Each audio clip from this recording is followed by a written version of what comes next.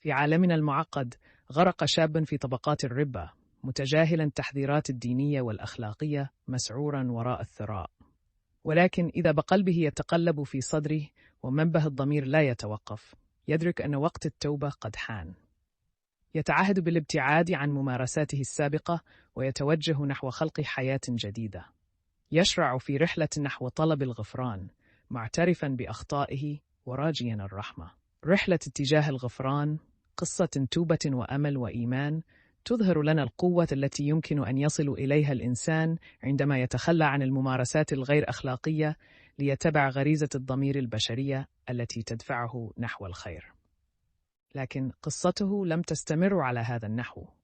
تغيرت حياته بعد أن غمرته روح التوبة، فاكتشف أن الربا حرام وقرر أن يجعل توبته علامة فارقة في حياته. بدأت رحلته الجديدة بالتخطيط لبناء مسجد ومدرسة يسعيان للنهوض بمجتمعه. كانت هذه خطوته الأولى نحو حياة ملؤها العطاء والتقوى. وليس ذلك فقط، بل أصبح هدفه الأساسي هو تعليم الناس أن الثراء الحقيقي ليس في جمع الأموال، بل في العمل الصالح والعطاء المستمر.